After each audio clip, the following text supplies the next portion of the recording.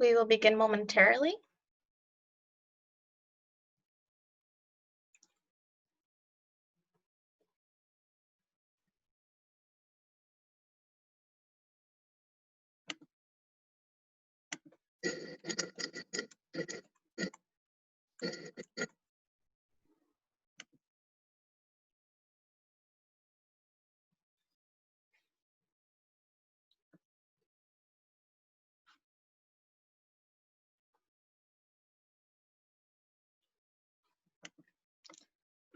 Good morning, everyone.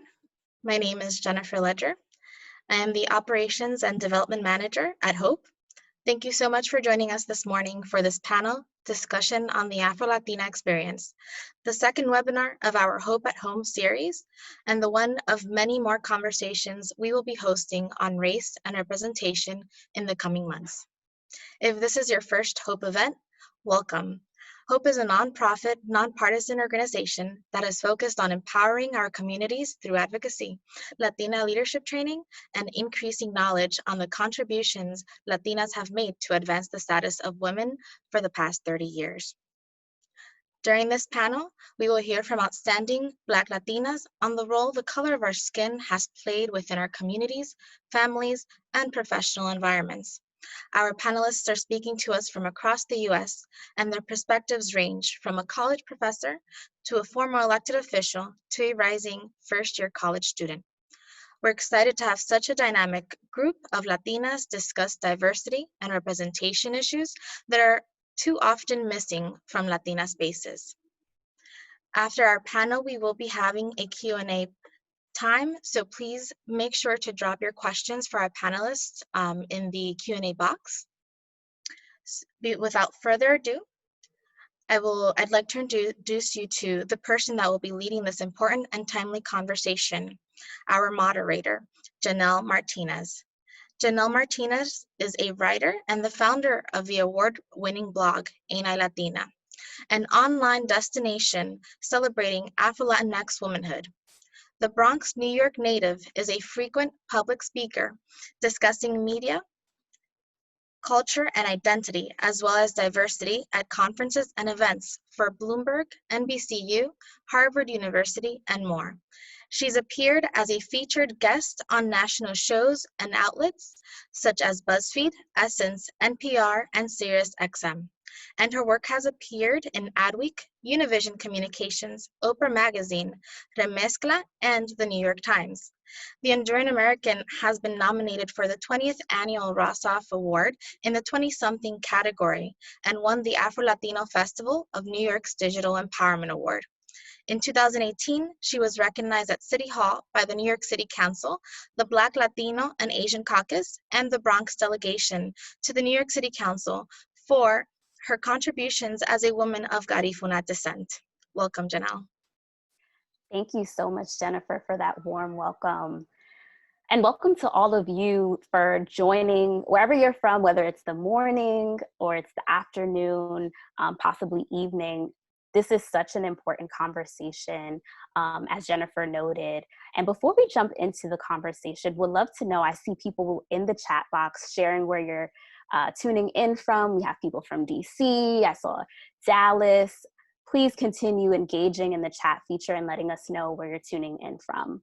Also, as noted, we are going to have a Q&A segment, so do begin thinking about some of your questions. And I'm sure as our esteemed panel begins chatting, you will also have additional questions.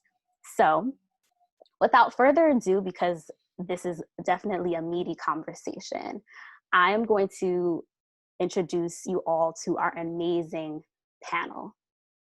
Starting with Julissa Ferreiras. Julissa Ferreiras is the former New York City Council member for Queens's 21st District from 2009 to 2017, serving Corona, Elmhurst, East Elmhurst, LaFrac City, and parts of Jackson Heights. With her election to the 21st Council District in 2009, Julissa became the first Latina elected to the Queen's office. After being reelected for a second term in 2014, Julissa was appointed by Council President Melissa Mark Viverito to serve as the first woman and first person of color to chair the City Council Finance Committee. Julissa had oversight authority on budget and legislation related to taxes, fiscal policy and income, and certain programs and services administered by other agencies, such as the Department of Housing Preservation and Development, the Department of Environmental Protection, and the Department of Small Business Services. Let's give her a warm virtual welcome. Thank you. No problem. Next, we have Dolores Arredondo. Dolores Arredondo is a marketing executive with more than 20 years in financial services. She currently serves as the segment manager for the Personal and Business Banking Division at City National Bank. As a first-gen college graduate, she has dedicated herself to giving back to her local community. She currently serves on the advisory board of College Match Los Angeles, a nonprofit that helps talented students from low-income families get into and graduate from the top colleges and universities. She previously served on the White Memorial Adventist Health Hospital Foundation Board and currently serves on the Champions Board of Hispanas Organized for Political Equality. She served as an appointed commissioner for the LA County Department of Social Services for several years. Dolores is an adjunct faculty at the Pepperdine University Graziadio Business School of Management and California State Polytechnic Pomona University, where she teaches courses on organizational behavior and managing diversity and inclusion. She is a graduate of Wellesley College, where she earned her Bachelor's of Arts degree in Latin American Studies and has an MBA from Pepperdine University. Dolores is a founding board member of the Wellesley Latina Alumni Network and currently serves on the Wellesley College Alumni Association Board of Directors. She resides in Whittier, California with her husband, 2 children, and 2 adopted puppies. Let's also give her a warm virtual welcome too.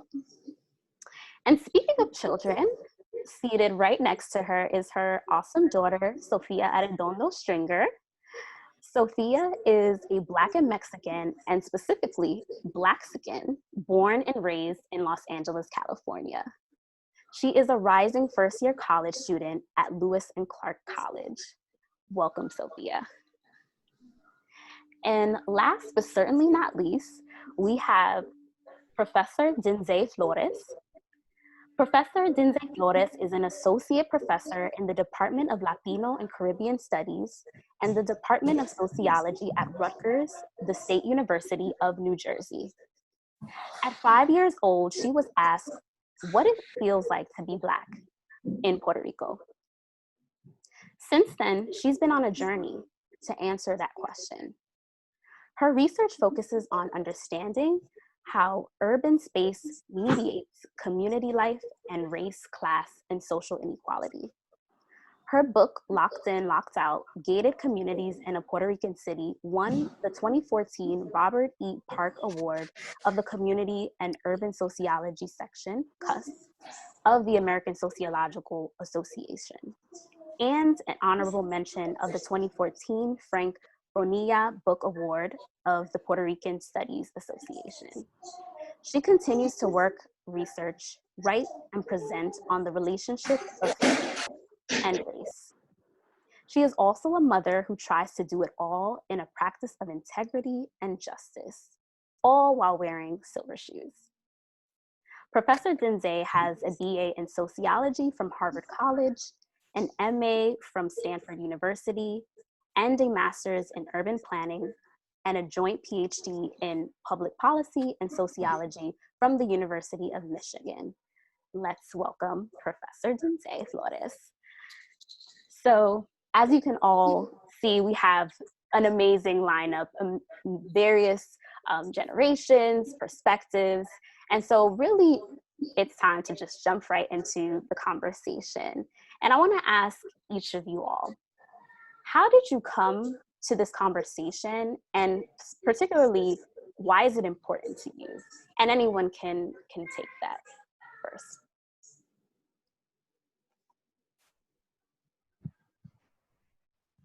I'll go ahead and jump in. Hi, everyone, and good morning, good afternoon, or even good evening. Thank you, Janelle, for that warm introduction of this panel.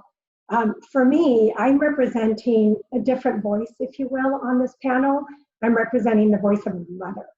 And I remember when this civil unrest kind of resurfaced a couple of months ago when, and I want to say resurfaced because it's never really gone away, right? Just kind of what's happened throughout the history in the US with Black Lives Matter movement really taking strong hold in the last couple of months. I was like, where is the Latino, Latinx voice in this conversation? And as a mother, I wanted my daughter to feel supported. And so I reached out to Hope and I said, are we going to have something around this conversation? And of course, as Hope usually does, they're at the forefront already of shaping this conversation and how important it is, you know, for the country. And I'm so glad that we have representation from coast to coast in this webinar today and on this panel, because this can't be a conversation that's siloed to Texas, to New York, to Florida, to California, to Minnesota. We are more powerful, we are more impactful when we bring others into the conversation and we join hands in this conversation. So for me, this is very personal, and I'm here as a mom. To go off of what my mom was saying, obviously I'm here as a daughter, but I'm here as a person that is bicultural and biracial. And as Janelle introduced me, I identify as Blaxican. So I think I'm here as more of a bridge and as a symbol of representation, as a person that's capable of using my voice to say, yes, I'm a part of the Latina, Latinx community, but I'm also a part of the Black community. And how do I show my face and show my color and say I'm a part of both beautiful, strong, resilient cultures? And I think for me, I'm so happy to be here. Thank you for this amazing opportunity. I think we should have more of these conversations. I was really excited to become a part of the Hope family several years ago. And Helen and I had a conversation about how do we get not just having Latinas voices, but there is diversity within our voice. And I think this was the beginning of that conversation.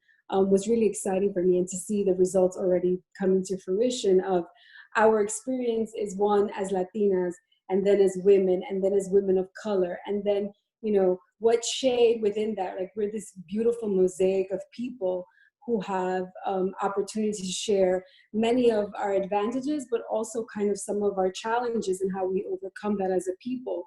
So I'm always eager and excited to be able to share what my experience has been, because I gotta believe there's some young Afro-Latina somewhere who is going through, you know, hopefully less of what I went through, but maybe some of what I am going, you know, of what I went through, and for her to know and see more of us out there in different positions and in different capacities. I think that is vital and so important in the discussion. So I'm just excited to be here and to learn and to share and to really connect a lot of our communities across the country.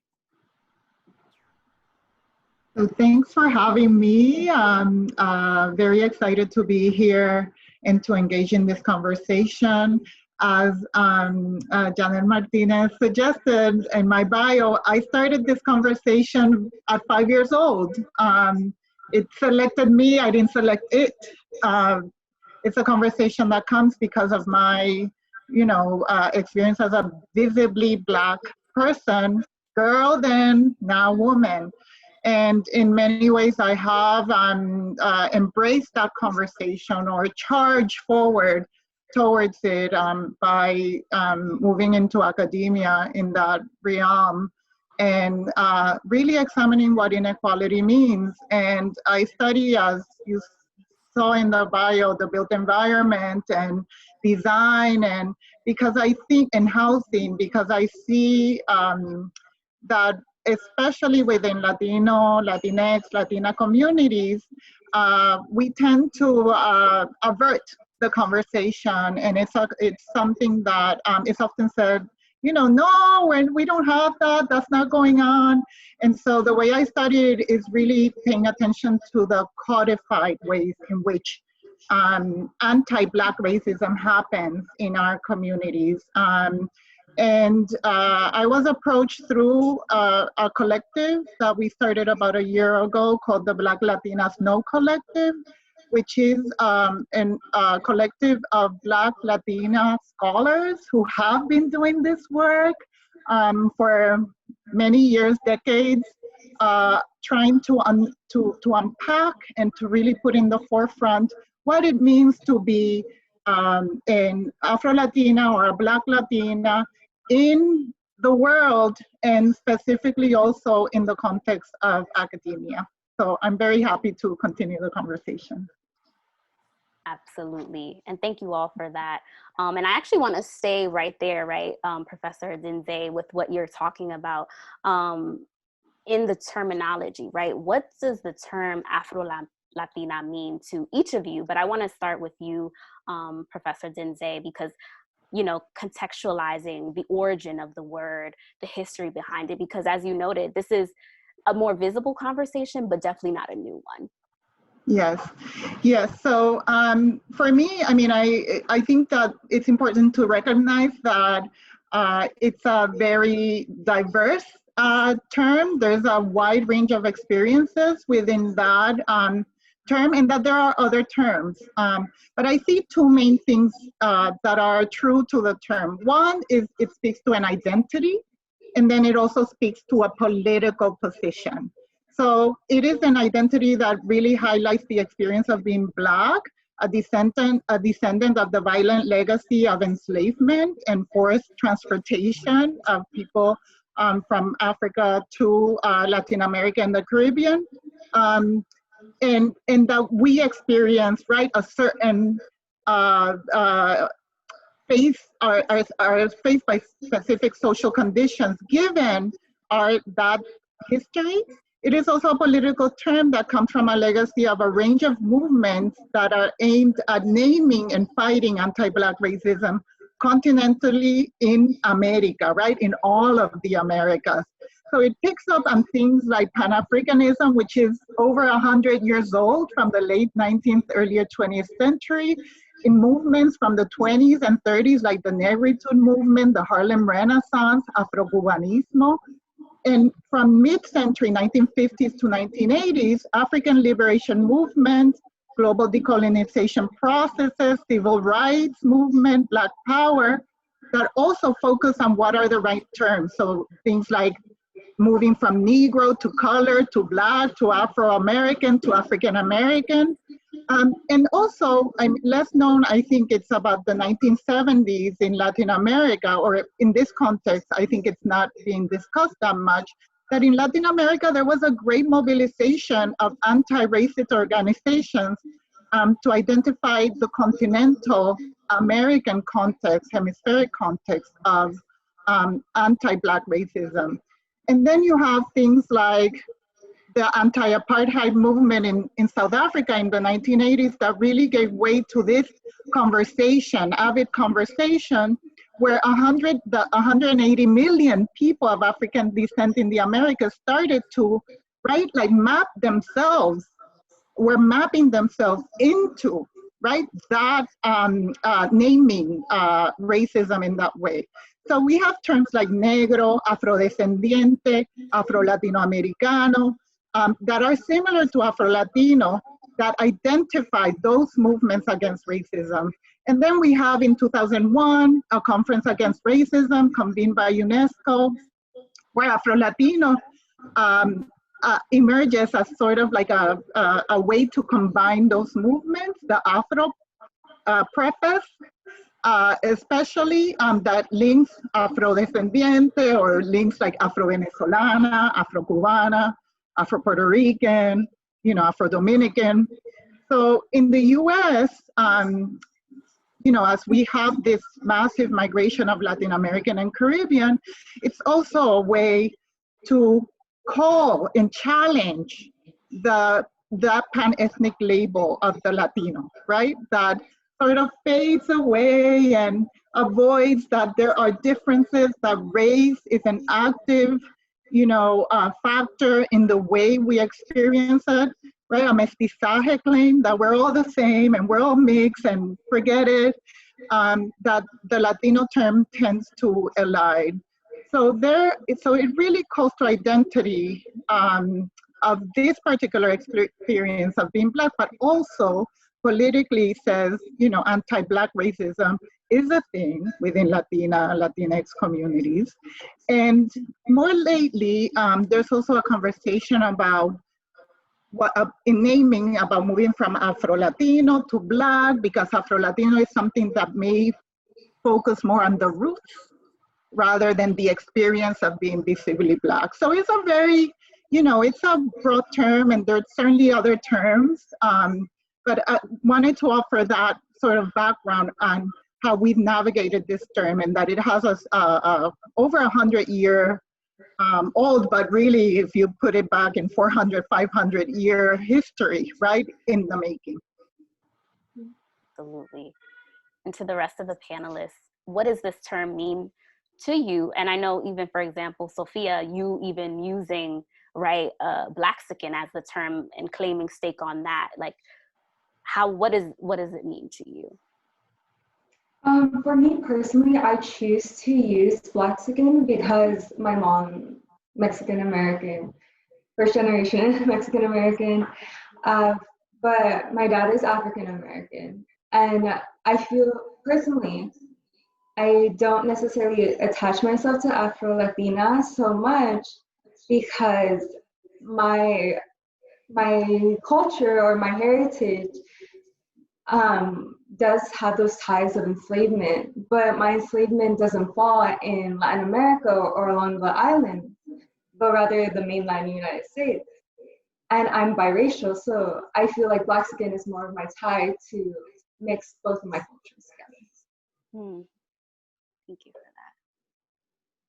Yeah, and for me, it was different. Like I hear the term Afro-Latina now more often, right? And oftentimes that's how I connect, and people say, oh yeah, you're Afro-Latina, but I've always been a Black Tina. Like that's what I've always introduced myself as.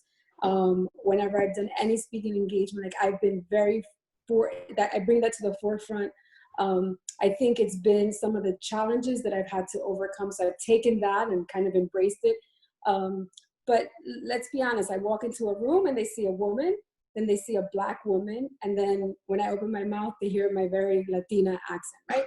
So I think that I have to embrace the realities of who I am. And for me, I've always connected with the fact that I am Black, and I'm very proud of it.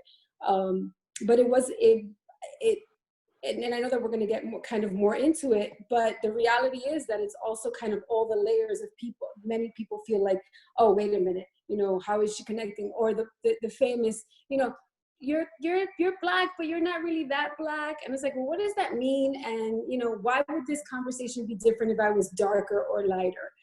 So I think so I always wanted to be like super Black and like, get over it. If you can't engage with me where I am right now, then perhaps this is the conversation that we can't move forward to. But for me, there's been different moments, right? There was me as a young person in this very skin, right? And then me as a candidate asking to be, for people to vote for me. And then me as someone who was in a role of power. And it's interesting how people engage with you at different levels, but I'm still this Black Tina that I've always been.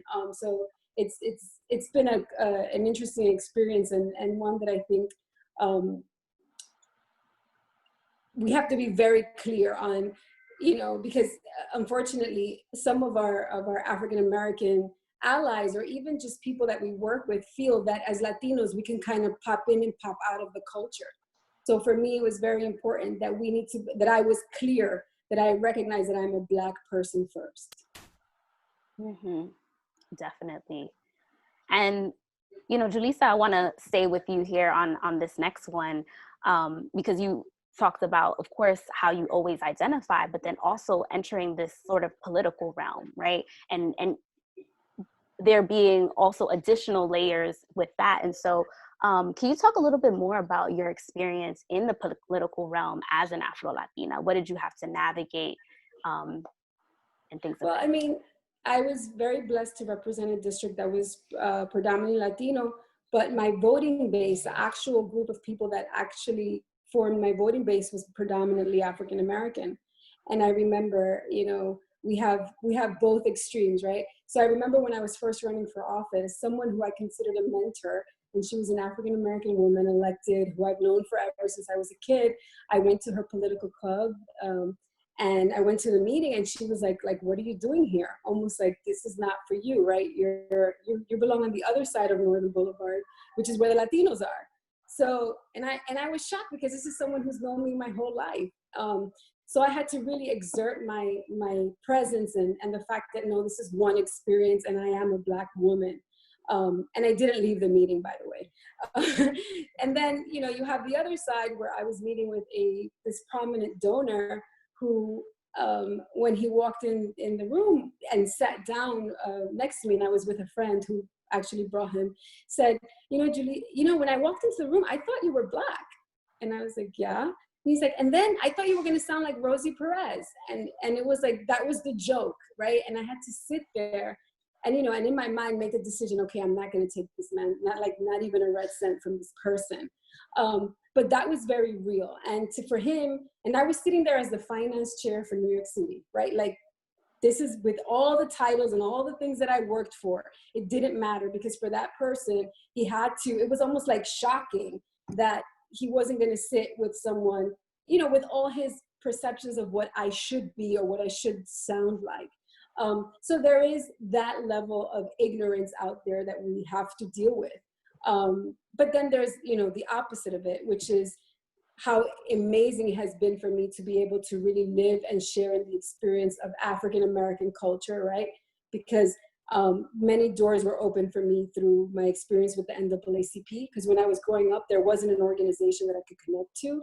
But the first time I went to that first meeting, it was like, wait a minute, does the NAACP also include people of color?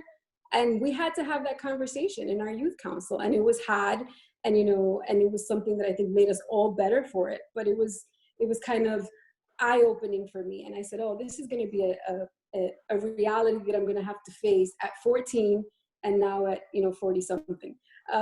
So I think it is, to me, I feel like it's my greatest blessing to be able to really experience this amazing opportunity to be of color, to be a Latina, and to be a woman.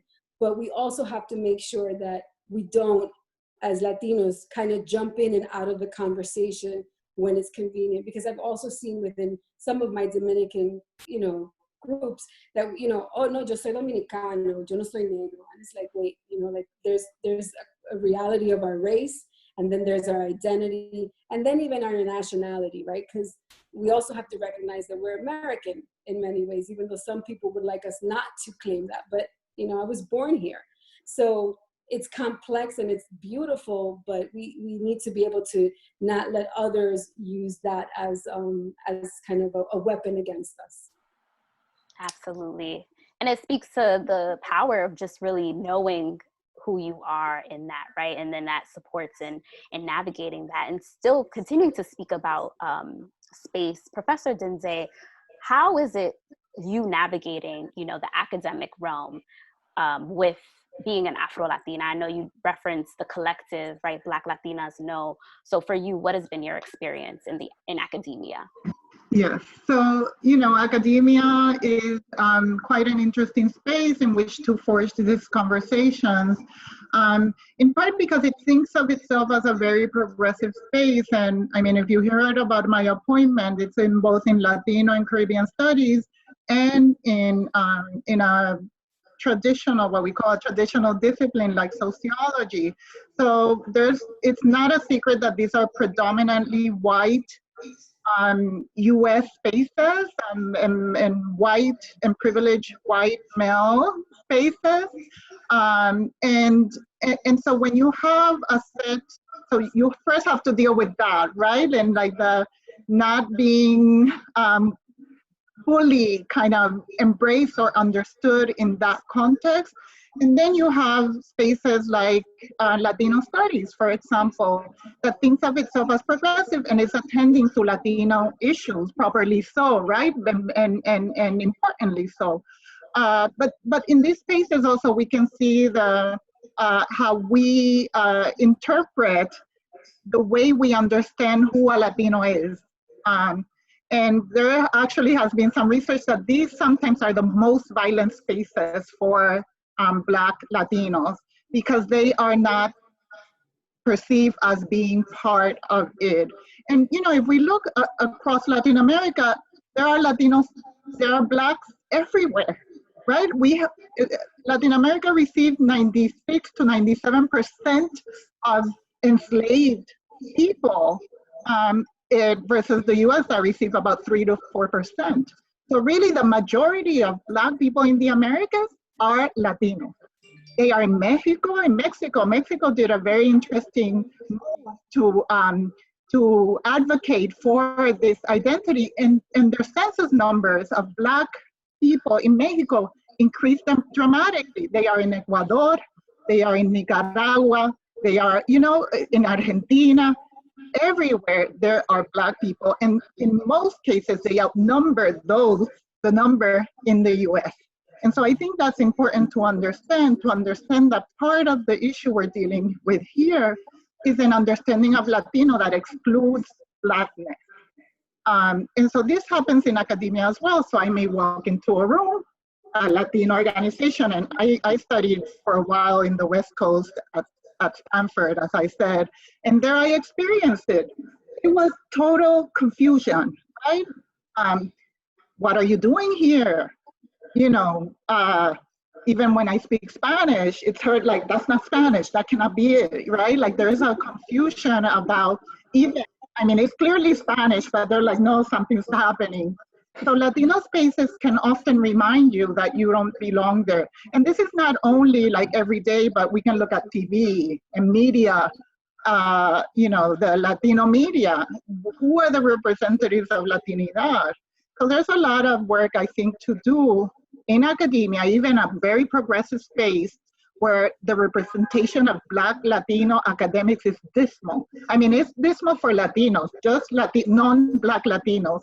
Is dismal for Black Latinas. There are a handful of us. Most of us know each other, right? And that is indicative, but we can look at across Latino organizations in all realms, right? Like who represents the Latino?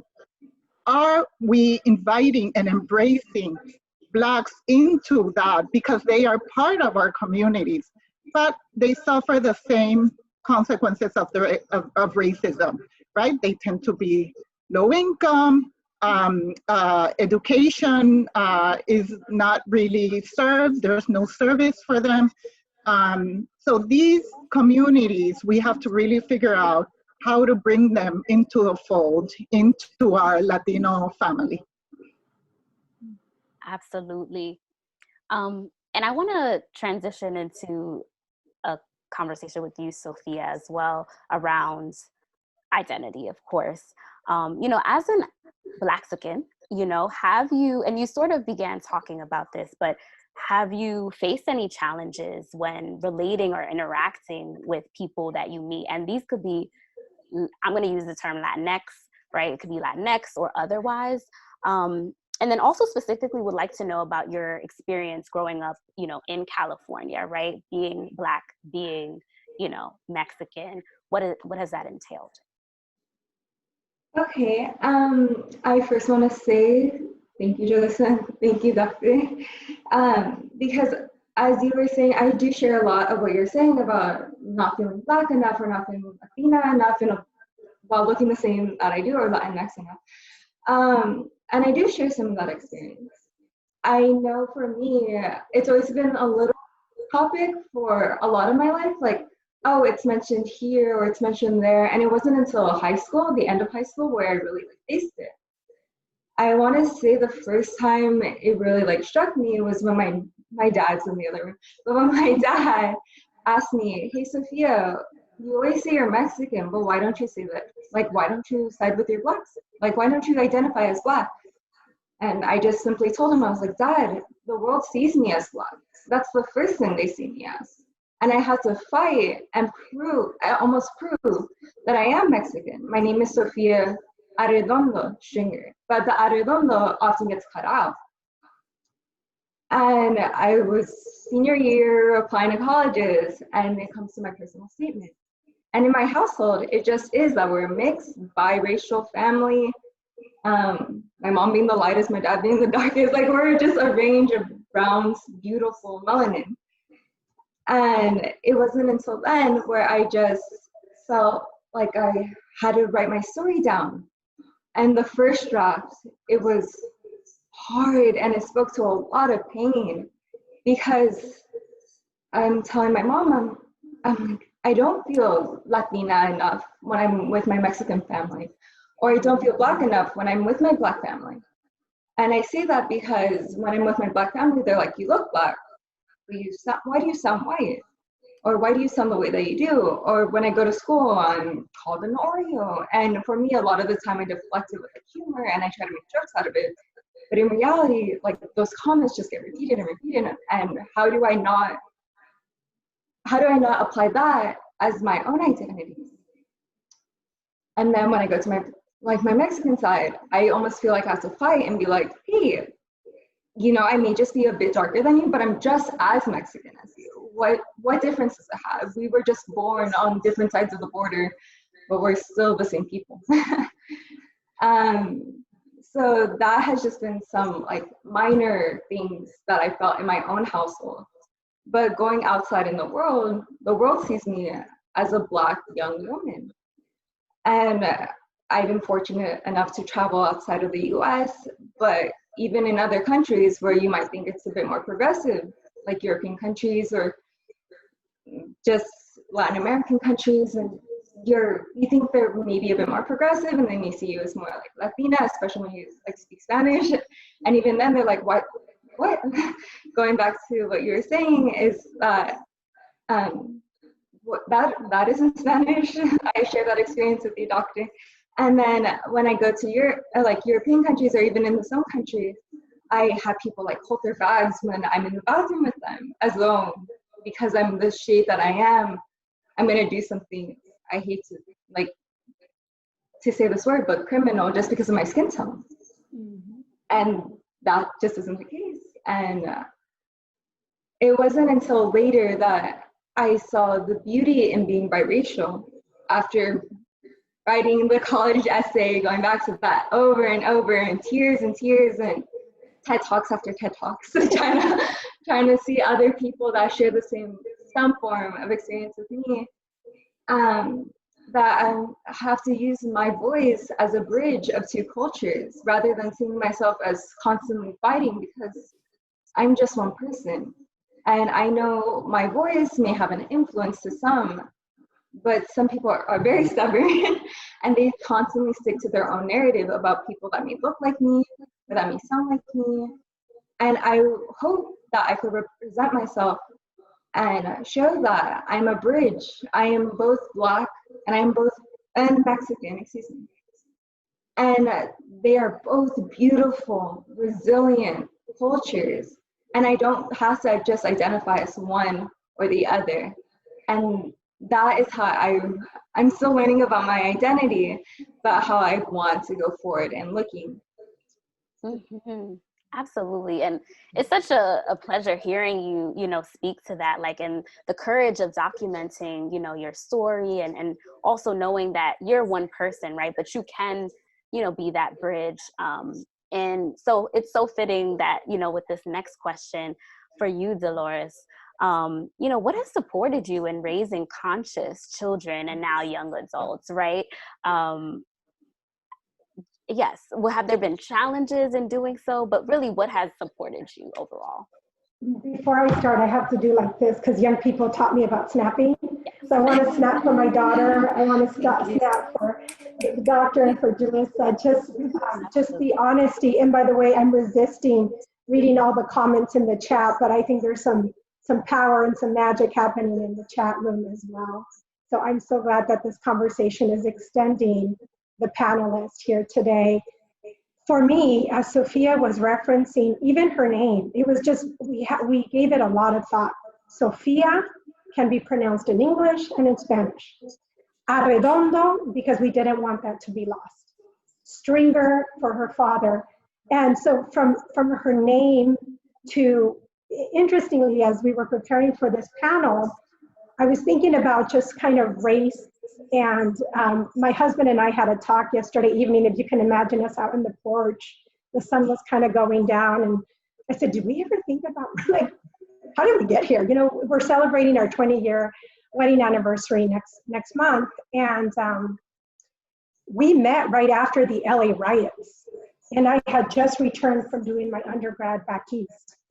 And tensions were still high in LA, right? Just racial tensions. Imagine what we're experiencing today is what it felt like in Los Angeles. And I'm sure across the country, but definitely we were feeling it hot and heavy in Los Angeles. And we met. And we met salsa dancing. And we just took to each other. And I remember I would read to him, if you can remember landlines, and people would get on the phone at home like this.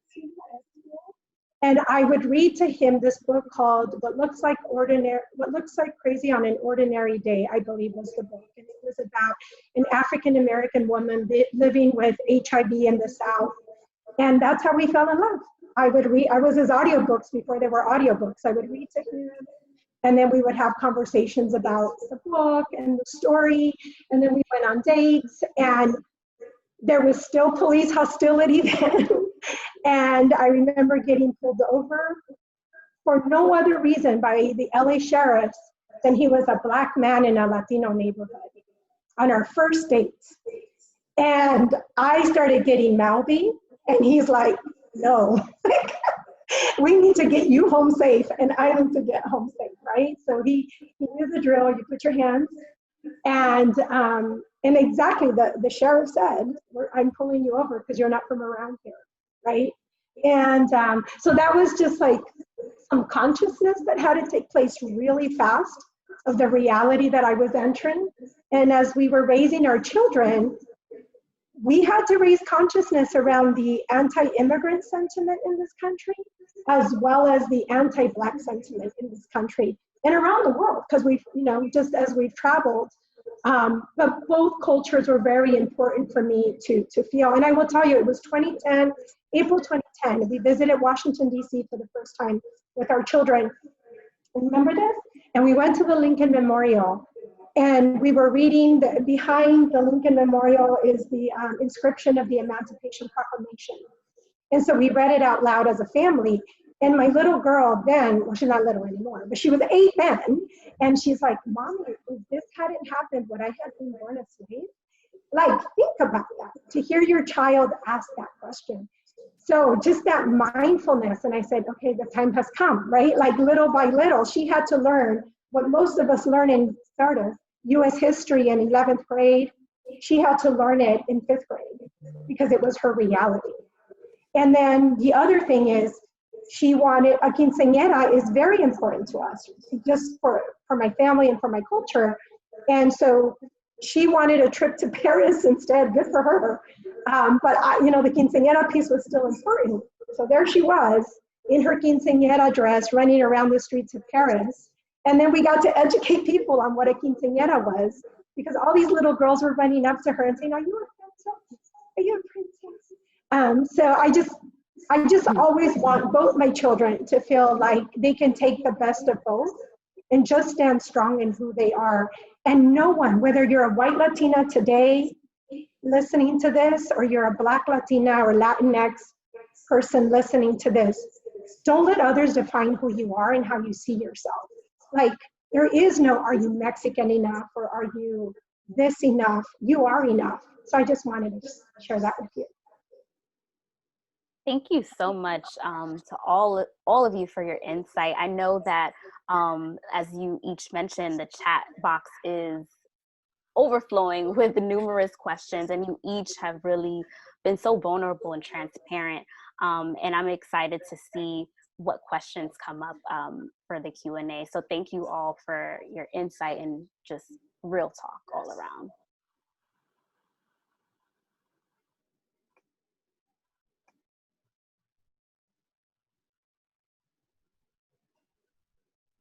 So I think at this moment, okay.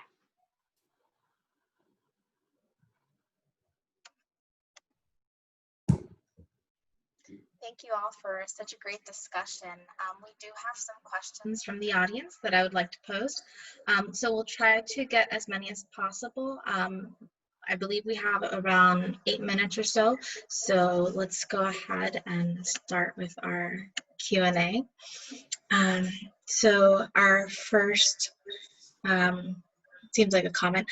This one is from Nina Rafael. I am a Pride High Yellow Afro-Boricua, and I just moved back here 6 years ago. What is your suggestion in dealing with African Americans who don't quite get that we are all one diaspora of African descent African descended folks who just were taken to different places? So I will speak to that. I think that's why information is so important, right? I mean, even I teach my students, there's a great graphic showing the distribution of people who were forcibly transported from Africa to the Americas. And it blows their minds because they understand when you say Black, you mean African American. And so I think we have to fight to dispel that understanding. And when you say Latino or any version of Latin American, you mean non-Black, right? So we also have to fight to really address that Blackness is lived throughout the Americas. So it's a thing of education.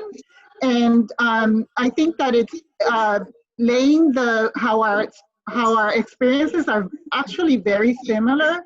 A lot of my time in the US has been within the African American community.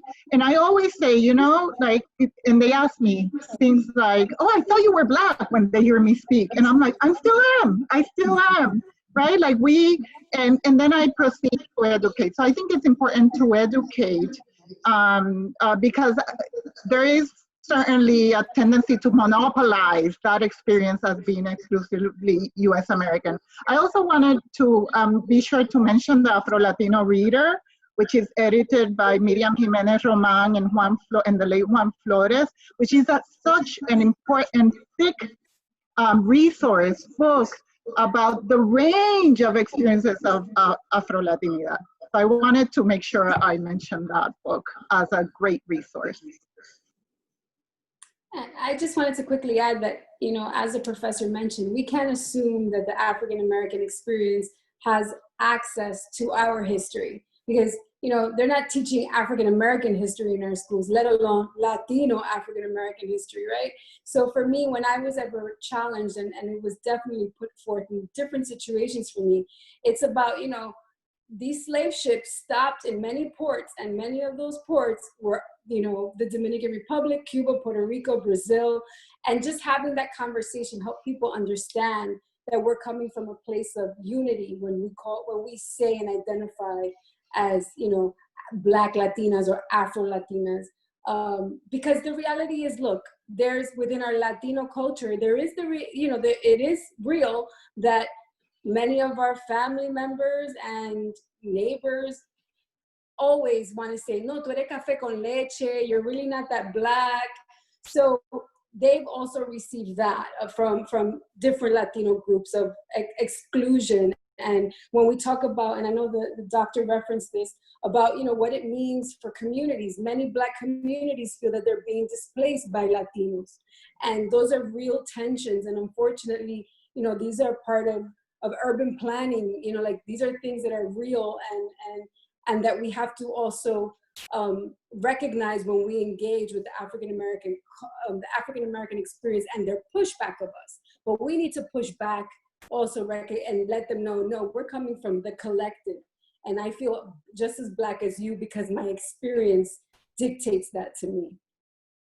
Yeah, I wanted to quickly add, if possible, also too, I think, just echoing everything that was shared, but I always like to approach these conversations with a level of grace. I think that we're all doing an immense amount of unconditioning. And so when you have such deep pride in culture, like our, fellow African Americans, and even I put myself as an African American being raised here, you hold dearly onto that culture. And so when you have someone else coming in and adding this other layer, it's like, hold up, what are you saying right now? So I think that when I do approach those conversations, I introduce the information, but I also want to be and extend grace and say, I understand your frustration. Let me listen to you, and then let me also provide you with this information.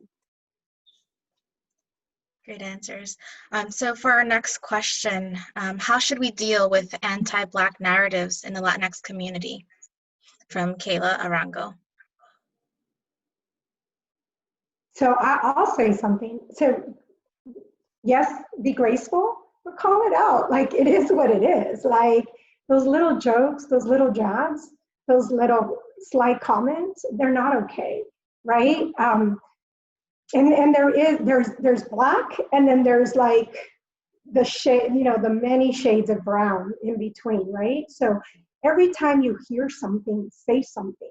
And that applies to a lot of things. It doesn't mean you have to constantly be fighting the fight, but we know better. So one of the things, like in my family, like if one of the kids is born a little darker, there's like, salió morenito, like this. And I'm like, that's right, morenito's beautiful, or like, just literally, just like not even a month ago, I said, oh, es piel canela. That's my new favorite thing, by the way, cinnamon skin.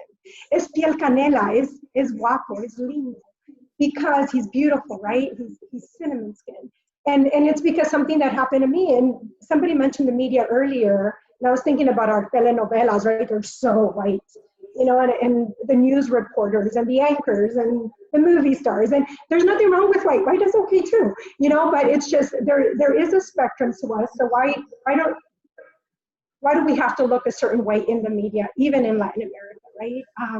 But I was thinking of myself. I was in 3rd grade, speaking of when you were 10, I think you were saying, Doctor, or maybe 5, right? When the conversation first started.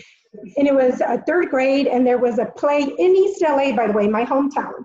East LA is like 99 point something Mexican, not even like other, but just like Mexican, right? And I was to audition for the Snow White role. And these little kids were like, hey, why are you auditioning? This is for Snow White. Like, you don't fit the Snow White role, And by the time that my turn came up to audition for the Snow White role, I said, I'm okay with being something else. And I ended up being a tree. I really was a tree in the Snow White forest. And it was heartbreaking. And I remember coming home, and my cousin at the time, an older cousin, said, why are you so sad? And then I said, because I'm not white. I can't be Snow White. And he said, pero mija, you are piel canela. You are cinnamon skin. You're so beautiful. And he introduced me to Roberto Carlos, who's a Brazilian singer, in the song called Piel Canela. And that is what I have taken. So now when I hear things, I say something, because it's not okay to not acknowledge the beauty of the Black community. And I will say, for all my California friends listening, today, babies born today, 2 out of 10 are biracial, right? I can't tell you the statistic on how many of that 2 out of 10 is born to Black and Mexican couples. But from what I've seen, that could be a high percentage. So these conversations are going to be more real in a different way from just the history of the transportation of slaves into Latin American ports, but in the realities of being Latinos, Latinas, Latinx in the US.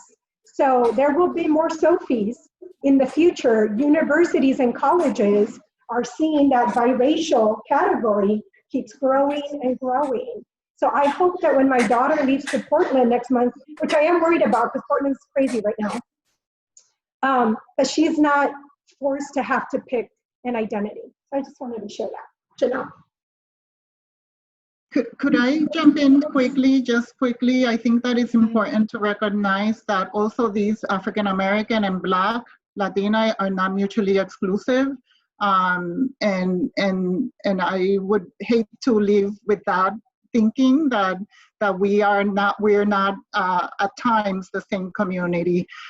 Certainly a lot of African Americans, as Janelle pointed, are actually descendants of Latinos, right? Like they are Latinos, Black Latinos, and that's what I mean here. So I want to make sure we do that, and I also wanted to mention the identity question, because a lot of what we're doing is really talking about Latino not being a race, is an ethnicity, and in recognizing that it's an ethnicity and not a race, we understand that we're racially diverse within the Latino community. And I also think that, you know, we have to connect that we're not always, the pushback on our color or our race isn't always going to just be about our skin, right? For me, I remember my first encounter was probably at 5'2", when I asked that I wanted, you know, to have French braids.